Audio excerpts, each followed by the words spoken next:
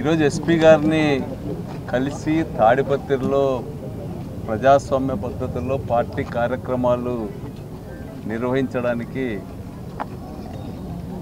మీరు సహకరించాలనేది కోరాం. హైకోర్టు నుంచి కూడా క్లియర్గా డైరెక్షన్ ఉంది.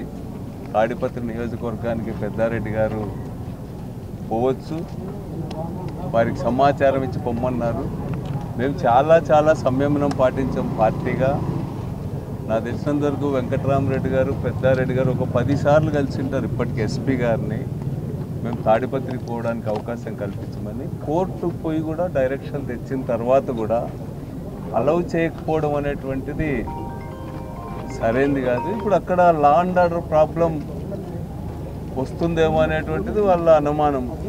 కానీ లా అండ్ ఆర్డర్ ప్రాబ్లం ఎవరి వల్ల వస్తూ ఉంది, లా అండ్ ఆర్డర్ ప్రాబ్లం రావడానికి ఎవరు కారణమో వాళ్ళపైన చర్య తీసుకోవడానికి బదులు పెద్దారెడ్డి గారిని అరెస్ట్ చేయడం అనేటువంటిది చాలా అప్రజాస్వామికమైనటువంటిది.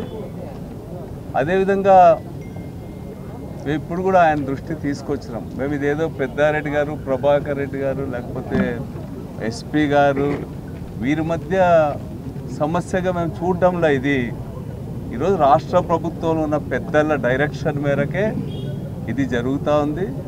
ఒక నియోజకవర్గానికి శాసనసభ్యునిగా పోటీ చేసిన వాళ్ళు పోకూడదని చెప్పి దేశంలో ఎక్కడైనా జరుగుతుందో ఒక్క ఉదాహరణ చెప్పమని అడుగుతా ఉన్నాం. మేము ఎస్పీ గారి దృష్టికి కూడా తీసుకెళ్ళాం. మోడీ గారి నియోజకవర్గంలో కూడా అపోజిషన్ ఉంది, అపోజిషన్ కార్యక్రమాలు జరుగుతున్నాయి. అమిత్ షా నియోజకవర్గంలో కూడా వారి నియోజకవర్గంలో కూడా ప్రతిపక్ష పార్టీల కార్యక్రమాలు జరుగుతూ ఉన్నాయి. అట్లాంటిది తాడిపత్రిలో ప్రతిపక్ష పార్టీల కార్యక్రమం జరగకుండా చేసే అధికారం ఎవరిచ్చారు మీకు అని చెప్పి మేము అడుగుతూ ఉన్నాం. పోనీ మీకు చేత కాకపోతే మీరు అవకాశం ఇవ్వండి, పోలీసులు పంపకుండా పెద్దారెడ్డి గారు పోతారు, అక్కడ కార్యక్రమం చేస్తారు. అక్కడ ఏం జరిగితే ఆ రెపర్క్యూషన్స్ డెమోక్రటిక్గానే మేము ఎదుర్కొంటామని చెప్పి కూడా మేము ఈరోజు తెలియజేస్తూ ఉన్నాం.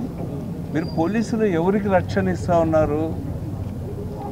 ఏదో ప్రజాస్వామ్య పద్ధతుల్లో ఒక కార్యక్రమాన్ని చేస్తాం, పార్టీ కార్యక్రమాన్ని 175 నియోజకవర్గాల్లో జరిగే కార్యక్రమం ఇక్కడ కూడా చేస్తామంటే అది చేస్తామన్నందుకు అరెస్ట్ చేయడం అనేది ఏంది? ఇంటికి వెళ్ళి నిర్బంధంగా వాళ్ళని అరెస్ట్ చేసి తీసుకురావడం అనేటువంటిది ఏంది? మీరు కంట్రోల్ చేయాలి కదా. అసలు పోలీసుల మర్యాద ఏమవుతుందనేది చూడాలి కదా. పోలీసుల గురించి ప్రజలు ఏమనుకుంటున్నారో చూడాలి కదా. ఒక నియోజకవర్గానికి పోతామంటే ఆటంకపరచడం అనేటువంటి దుర్మార్గం. ఇప్పుడు ఎప్పుడో 1 ఇయర్ బ్యాక్ ఎలక్షన్స్ అప్పుడు చాలా నియోజకవర్గాల్లో ఘర్షణలు జరిగింటాయి.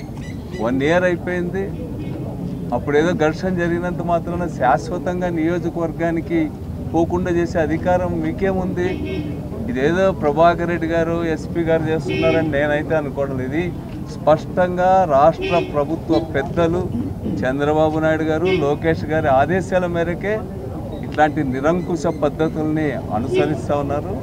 ఎక్కడ కూడా భారతదేశంలో ఎప్పుడు కూడా నిరంకుశంగా అణచివేత పద్ధతుల్లో వ్యవహరించిన వాళ్ళు, అరెస్టులు లాఠీ చార్జీల ద్వారా కేసుల ద్వారా పరిపాలన చేయాలనుకున్న వాళ్ళు ఎక్కడ కూడా మనలేదు. వాళ్ళందరూ కూడా ఓటమి పాలైనారు. ఇందిరాగాంధీ లాంటి వాళ్ళే ఓడిపోయారంట.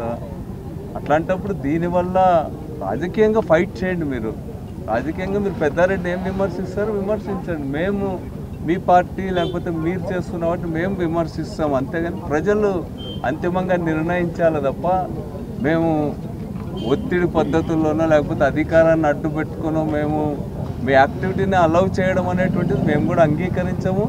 దీన్ని మా పార్టీ కూడా చర్చిస్తాం, రాష్ట్ర పెద్దలతో కూడా చర్చిస్తాం, ప్రజల్లోకి వెళ్తాం. ప్రజాస్వామ్య పద్ధతుల్లోనే రాజకీయంగానే దీన్ని ఎదుర్కొంటాం, దీన్ని ఎండగడతామని చెప్పి మీరు ఎంతకాలం ఆపలేరు. ఇది మంచిది కాదని చెప్పి కూడా మేము తెలియజేస్తాం.